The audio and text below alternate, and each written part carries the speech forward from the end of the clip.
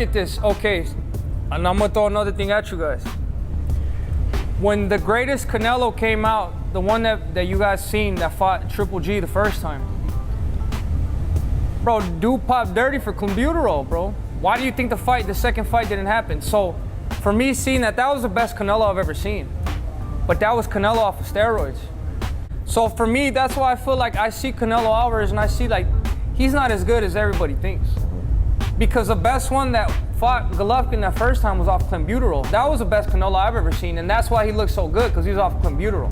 Test positive off a piece of meat, he would have had to eat the whole cow. Shout out to $1 Million Worth of Game. That's the podcast that did this interview. And before we get to that, David Benavidez reveals he has a plan to get the Canelo fight. And part of that plan is to find a promoter that's going to give Canelo $200 million to fight him. Good luck on that. Because the only guy I know that would give him $200 million, who has $200 million, is Prince Turki Al-Sheikh. But at this moment, Prince Turki Al-Sheikh is trying to match up Canelo with Crawford and Benavidez with Bivol. So for right now, either the fight does not interest him or he's not interested in a $200 million price tag. Remember, these guys are businessmen. They didn't get rich from being dumb. Now, Benavidez said the best Canelo he have seen was on steroids. He said once Canelo got off that clenbuterol, he wasn't the same fighter. He's a shell of himself. Basically, that's what he's saying. And he also says, if you think about it, and he went down Canelo's resume, he says Canelo is not really that good.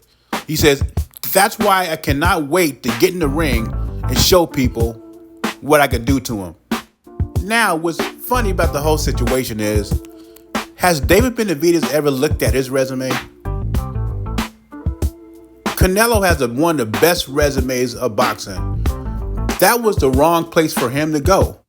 David Benavidez basically said Canelo's run at 168 pounds to undisputed was weak.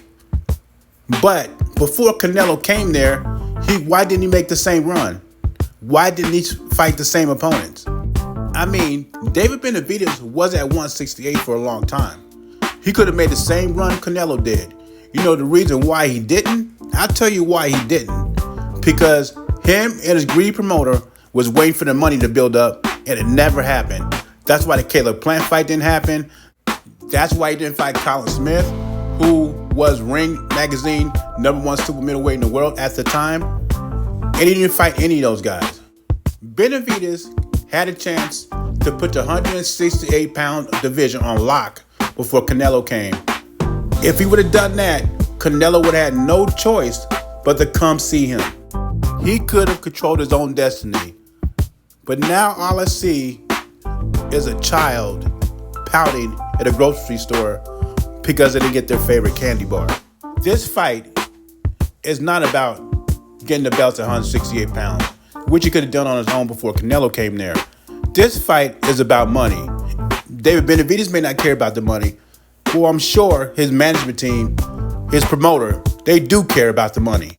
Anyway, leave your thoughts and comments below. Let me know what you think about David Benavidez's comments. Jay Beasy, I'm gone.